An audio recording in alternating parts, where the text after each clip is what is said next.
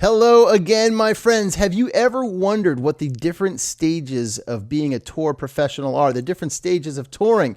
Well, in today's short video with my friend Claire Murphy, Guitar Tech to the Stars, we are going to break it down. Once again, what is happening, roadies? And thank you so much for tuning into this short video. If you're here, it's probably because you have an interest in the live music world and how to break in, how to get a job. So we're covering 4 different chapters out of Claire's book here, Girl on the Road, How to Break Into Touring from a Female Perspective. And as I've said before, you do not have to be a female to pick up this book. She lays out all sorts of great tips for anybody. It's really a great blueprint for anybody who wants to break into the touring professional world. So link in the description to pick up this book. There's a link in there to Claire's full episode on Roadie Free Radio that she did with me a couple years back. She is awesome. She's been out with Brandy Carlisle, Vance Joy, tons and tons of people, lots of experience. She pours it all into this book. It's a quick read. You're going to want to pick it up. Last week in the last video, we talked about how to get a job on a tour and all the different things you can do to help yourself get a job on a tour.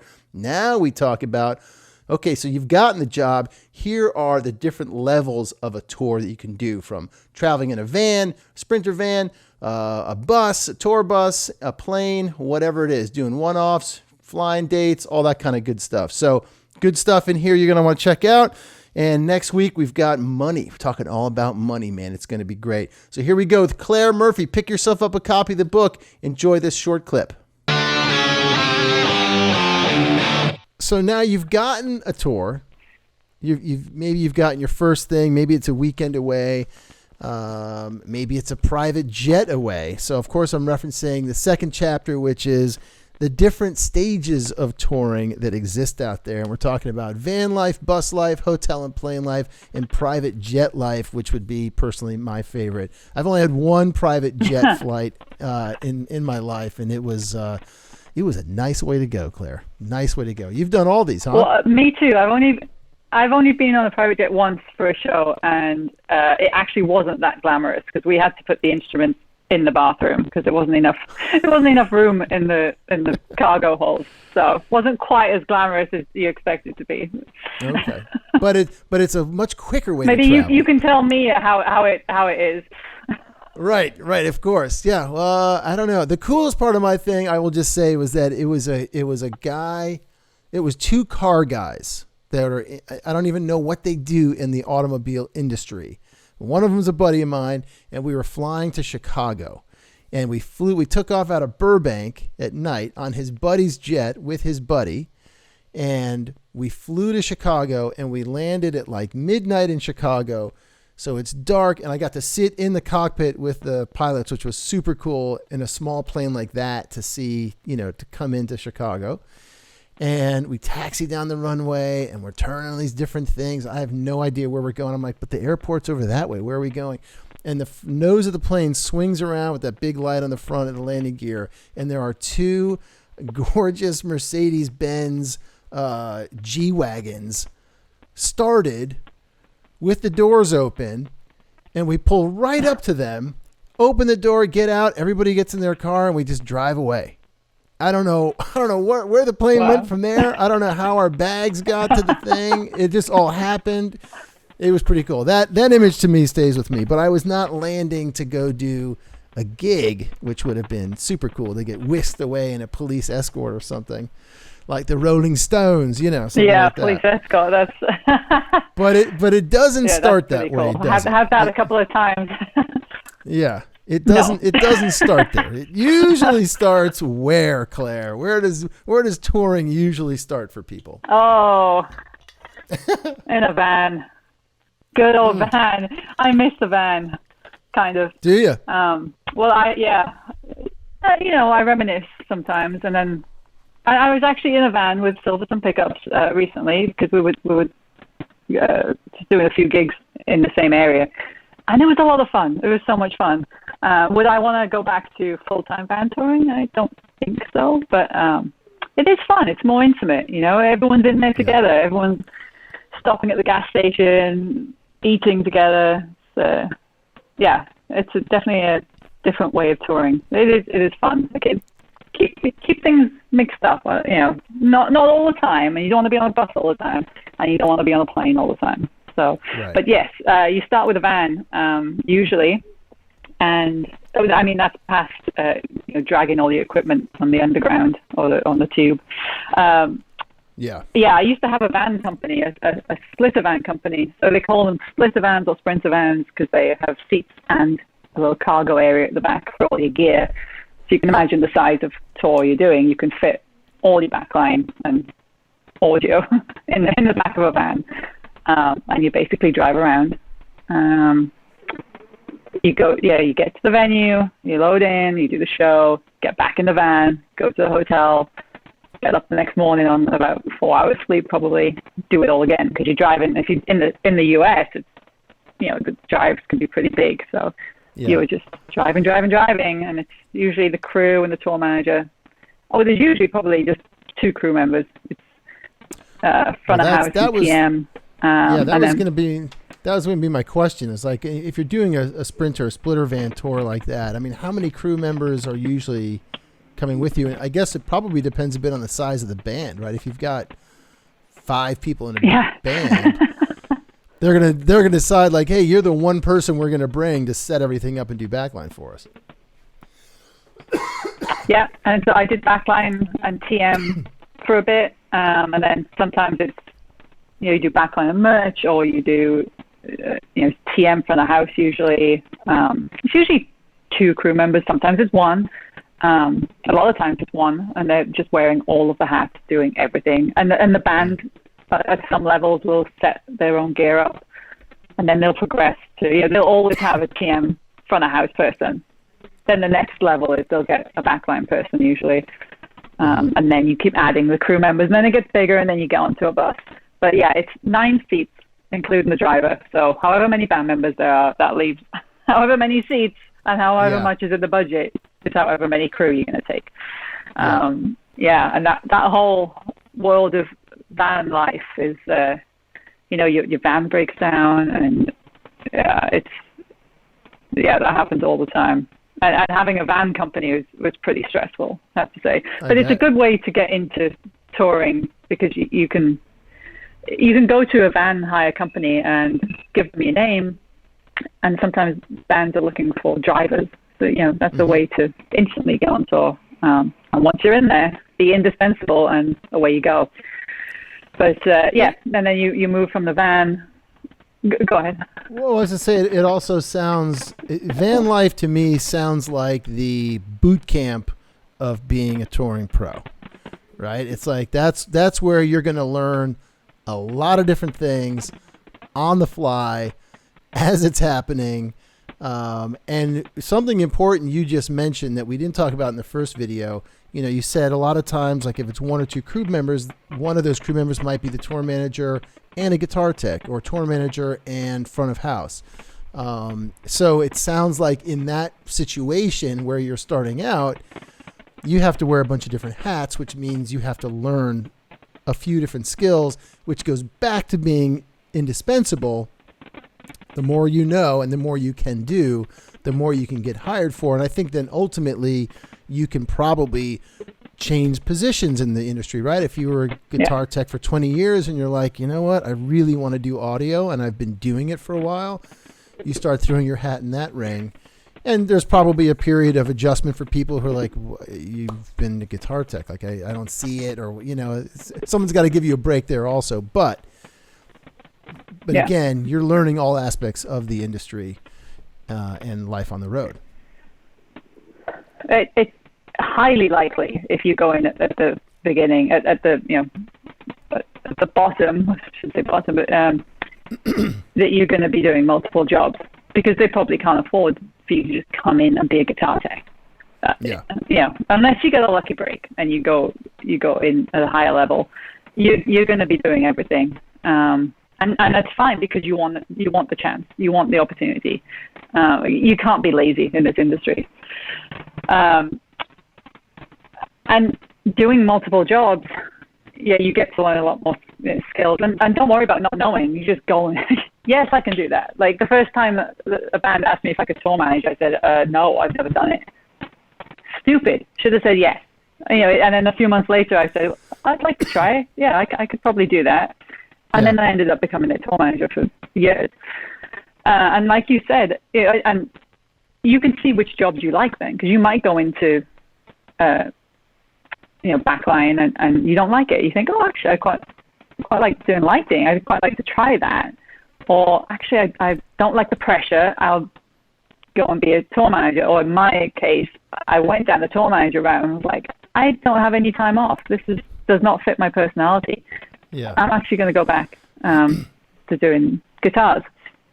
So it gives you an opportunity to find out what you want to do and what you like on tour, because it's not always what you think when you start.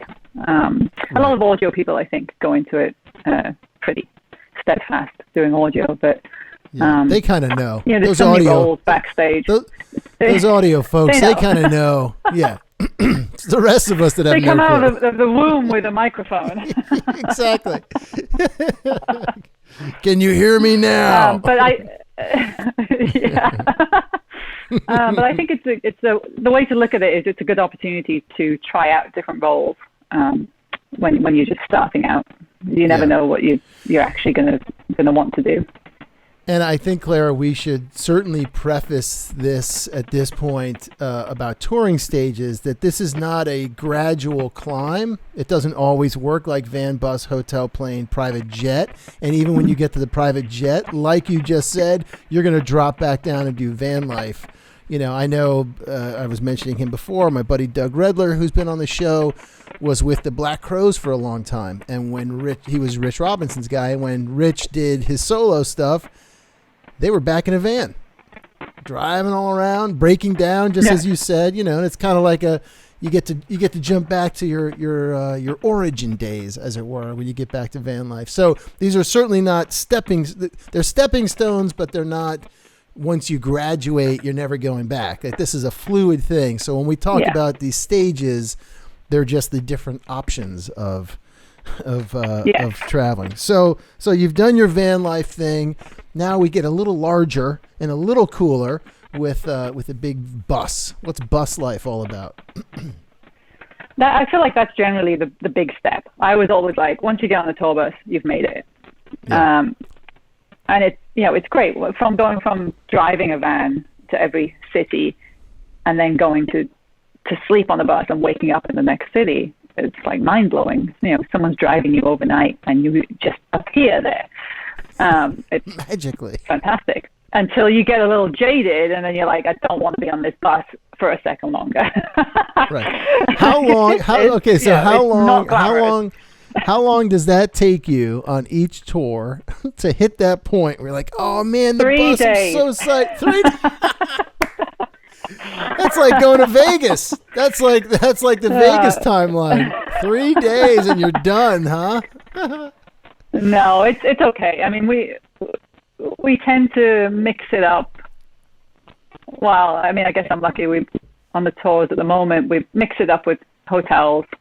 I just, I'm old now, Larry. I need my space and I need a proper bed. So I do. I like being on the bus, and you finish the gig, you shower, and you just go straight to bed. Or the best part is that you get to take a nap after sound check.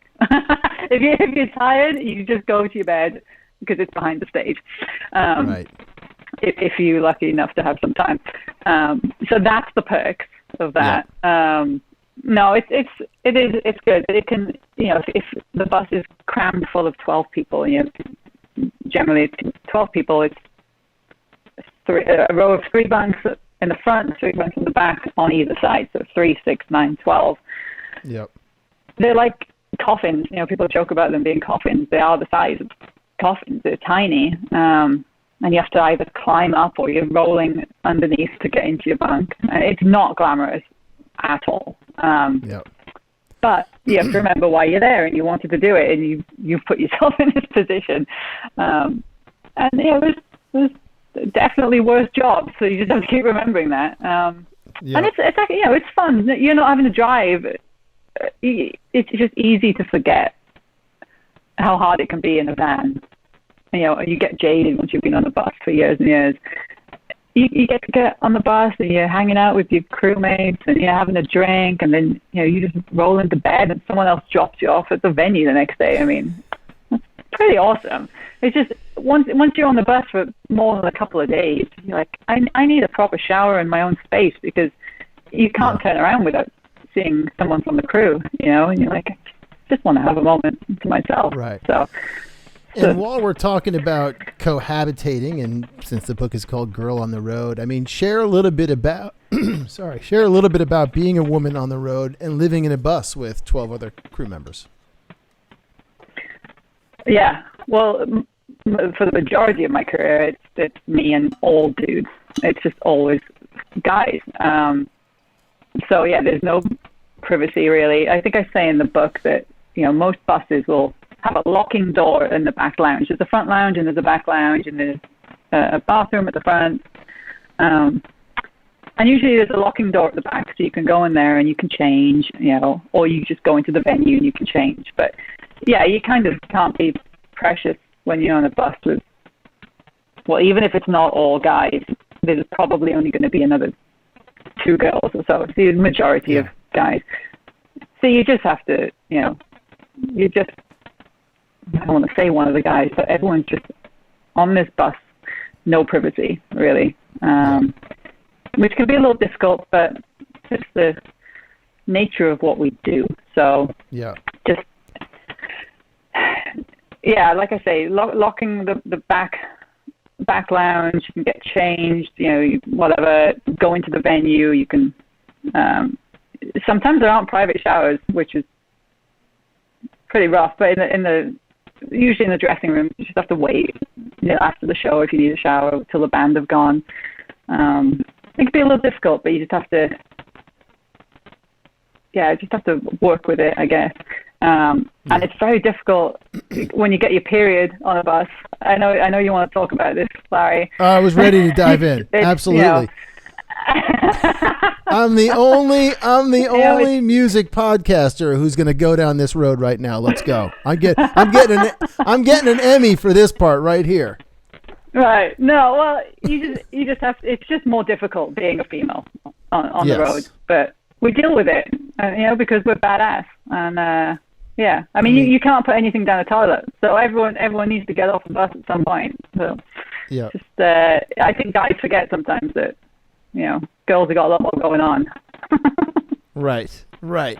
So this might be a good spot to jump into this part of it just for a moment here.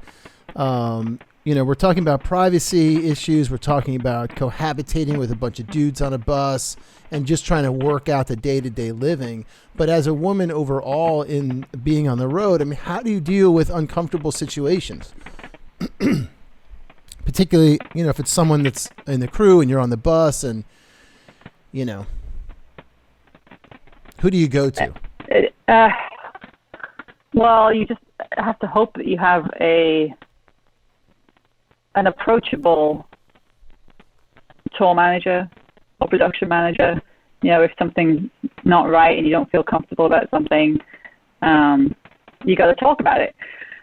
Sometimes that's not an option. You don't feel comfortable. And if you say something, then that, well, nothing's going to change and it's going to make my life hell for the rest of the tour.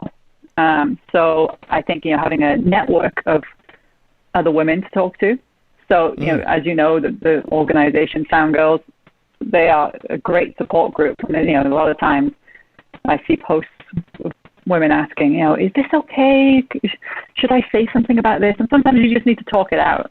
So I think if you don't feel comfortable having a conversation about something with one of your, management on your tour, then you need that network of your peers, especially if you're starting out, because you don't know that many people. You don't know if it's appropriate to say this or that, or if someone is saying something inappropriate. Or I feel like it's got a lot better. Maybe it's just the tour that I'm on, but there's nothing uncomfortable, inappropriate. And I've definitely been through tours where it's like, oh God, you're just shaking your head all the time. But it's a culture. The culture is changing, but it's a culture. And it's difficult, but talk it out with people online. That's what everyone's there for. Find those groups. Like I say, Sound Girls, awesome organization, and the support is there. And they might say, quit your tour if you're not comfortable. Like there's other work out there. Just don't sit there. Don't sit through something that is not making you feel good. Yep. Cool. I just wanted to make sure we got that out there for people listening, right? All right, so that's bus life. Anything else to know about bus life? You don't put anything down the toilet. I think we made that abundantly clear. That's anything. Number one. In the book, it's capitalized. Don't put anything down there. You know what? There was a good one. There was a good one that you had about leaving your credential, whatever, on the bus. Laminate. Your lammy. Sorry, leaving your laminate. See, it's been so long since I've been to a show, I forgot what the hell it's called. Leaving your laminate on the bus driver's seat so they know not to leave you because you don't want to get left behind. Yeah. Happens all the time. You get off the bus, go to the gas station. You haven't seen the bus driver. No one knows you're off the bus. Bus leaves.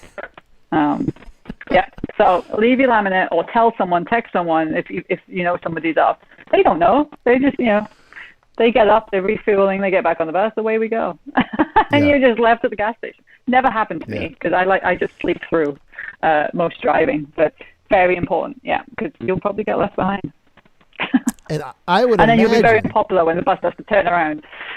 That's right. I would imagine as well, while we're on bus life, before we jump off of bus life, that making friends and being nice to your bus driver goes an extremely long way. Very long way. Yeah. But, well, you should be anyway, Larry. Yes. You should be nice to them anyway. But, yes. Make friends with your bus driver because if you piss them off, they are going to go over those rumble strips for 8 hours during the night. I love this. And you'll know about it because you won't sleep anytime on the bus. Oh, man. All right, so now the next phase is hotel and plane life, which sounds great. Yeah, which goes hand in hand with buses too. Yeah. Same sort of ideas there. Because, you're not always on a bus. Yeah, you fly out and, you're in the hotel. Well, you're also in a hotel whilst you're on the bus. You're not always on the bus. You can be on the bus, have a hotel on a day off, et cetera, et cetera. But yes, when there's like summer festivals maybe and you're just in and out all summer, you might be flying home. You fly out on a Thursday, come back on a Monday, fly back out the next Friday. So you're flying a lot and you're in hotels a lot. So that also can get tedious, the whole airport thing. So you have to keep a balance. My big point on this is to sign up immediately. Find out which airline your band prefers. Sign up for their loyalty program or whatever it is, and start collecting those points. And then you really step it up, and you get lounge access, and you get your status. That's a top tip right there. That is a top pro tip. I love that tip. When I read it, I was like, oh my God, why not? But no one's going to tell you that probably, right? Unless you get the book, man. No one tells you. There's so many people I meet, touring people who aren't signed up when flying and they have no preferred airline. I'm like, what are you doing? Like, you need priority boarding for your bags. You need free bags. You need lounge access. Like, it's a whole thing. I'm like, come with me. Let me sit you down and explain this. I think in your next life, you need to be like an instructor, an on the road instructor to break it down for people because these are great. These are great tips. Now, the other thing, we were talking about when we talked about bus life and we're talking about privacy and being a woman with that group of blah. You say in the book, like in hotel life, sometimes you can get your own room just by virtue of the fact that you're a different gender. Yeah. Right? And you can request that and it's honored and yes. Hopefully. Usually, and if any tour is worth its salt, they will honor that. And it's your choice. Like I said in the book, I've shared rooms with guys when I was starting out. I didn't have a problem with it. Their girlfriends had a problem with it, but that's that's not my issue. That's usually the issue, the partner at home. And the more you tour and the higher up you get, yes, you can request your own room, but it's a case of budget at the beginning. But still, if it's a group of guys. I thought you were going to say the more you tour and the higher up you get, the more of a hassle the girlfriends become. Oh, yeah, that's true too.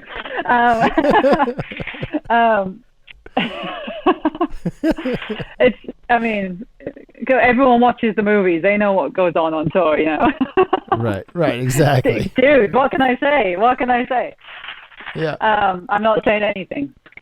That's right. That's all on them. Yeah, it's mainly down to budgets. It's an extra room, it's an extra cost. But any time that's come up and I've said, well, actually, most of the time it's been presented to me that, you'll have your own room because you're the only female. So, we do want to be equal. So it is a little unfair to the guys. But, yeah, I don't know. Everyone should push for their own room, I guess. Right. Yeah, I'm sure that would go over. Yeah. Everyone gets their own room. Yeah. No. We want to be equal. We all want our own room. That's it. Private jet life. Yeah, well, I think you told me more about private jets. I did it once, and that was at the beginning of my career, which is insane. It was like, in the first couple of months, and I got the call, and I was like, what? It was like we had to fly to Estonia and then somewhere else in the middle of nowhere after that, and the only way to get there in time was on a jet. I was like, okay. I would imagine, and you could probably talk to this more, there's not a huge amount of need for a crew member. maybe a guitar tech or someone if you're going to travel with Keith Richards or your Dallas shoe and you're going with the Edge or something, right? Maybe, I don't know. Because they need to get ahead because they've got promotion and whatever, blah, blah, blah, blah, and they're the band. And they need their beauty sleep, right?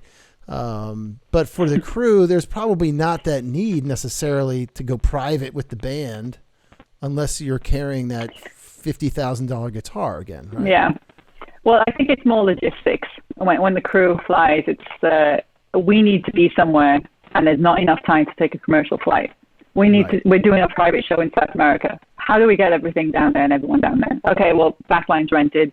We'll hand carry the guitars. We need to get band and crew, on a flight at 2 a.m. and be ready to set up 8 a.m. in Bogota or something like that. I think that's when crew needs to be on it, purely logistical, and that's when I was on one. It was, we can't get you there. There's no way to get you there, and it makes sense to take the jet. Band though, they can take them all they want, but we usually don't need to be on them unless it's the logistics. And I just met Dallas the other day, actually. Funny you should mention him. Oh, I would love to he was have at a him show. on the show.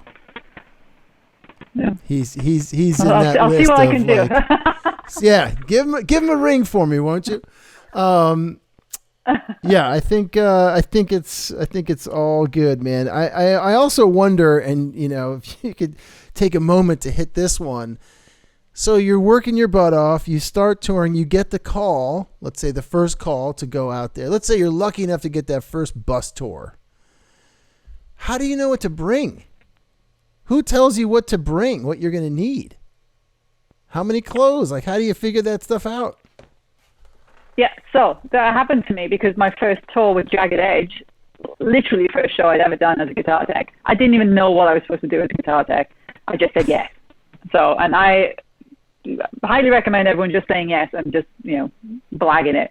But it was on a bus. And I was like, what am I supposed to do on the bus? I don't even know how to open the door on a bus.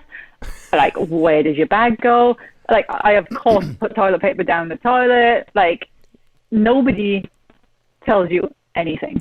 And that's a good, I actually haven't put anything in the book about like how to pack for a tour, but just think that you're going on a 2-week holiday and you just have to do laundry. You just have to do laundry on your holiday. You just keep, starting the holiday every 10 days or so.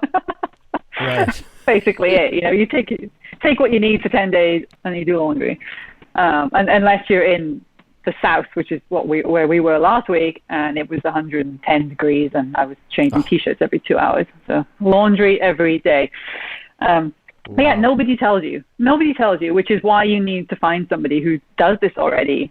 And if you've from the beginning found yourself a mentor and found yourself somebody to bug and ask questions to, then you'll know. Because it's like someone can reach out to me and be like, well, I'm going to be on a bus. What do I pack? What do I do? How do I lock the bus? Like silly things like that. And women don't want to ask that question and seem stupid.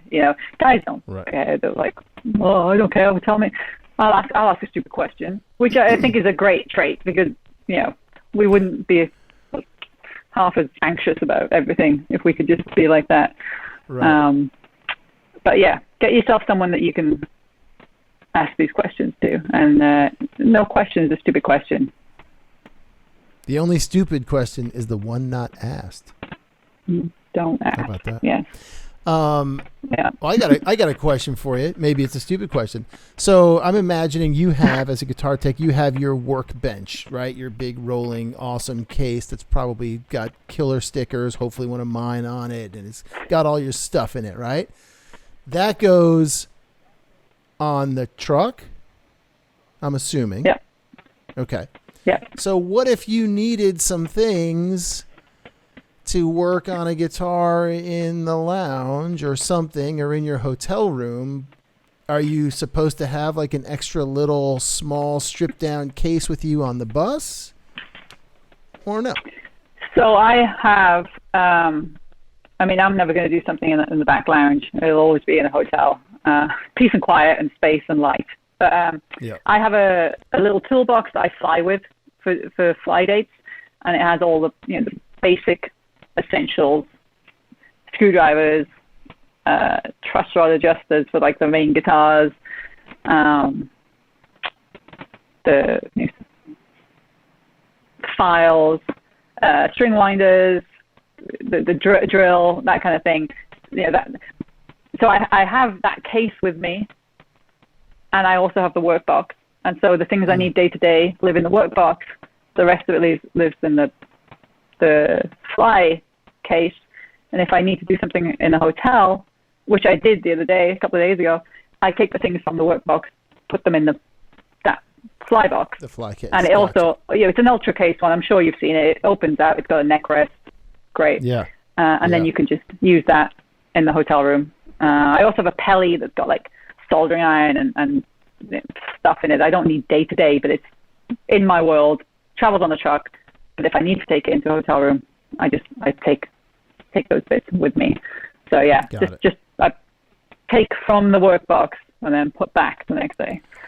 Because you're anticipating what you're going to need to do down the road, right?